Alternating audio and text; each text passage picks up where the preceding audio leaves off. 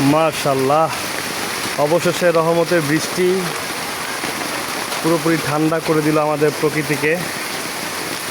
খুবই চমৎকার। পহেলা বৈশাখের প্রথম দিনেই আমরা বৃষ্টি, যেটা আগে ছিল সবসময় হয়তো কম বেশ, আর দেখতে পাচ্ছেন আমার এই গাছটিতে আরও একটি ফুল চলে আসছে। মাশাআল্লাহ। এবং এই বৃষ্টির পানিটা খুব প্রয়োজন ছিল গাছের ফল ফলাদির জন্য, কারণ বৃষ্টির পানিটা পড়লে ইনশাল্লাহ খুব রসালো হবে ফলগুলো, তাই এই বৃষ্টির পানিটা খুব প্রয়োজন ছিল। বৃষ্টির পানিতে আসলে গাছের ফলের রস চলে আসে এবং খুব সুস্বাদু হয়। পেয়ারা গাছটা তো ইনশাল্লাহ অনেক ফুল চলে আসছে এবং পেয়ারাও চলে আসছে। সবাই দোয়া করবেন, ভালো থাকবেন। আসসালামু আলাইকুম রহমতুল্লাহি ওয়া বারাকাতুহু।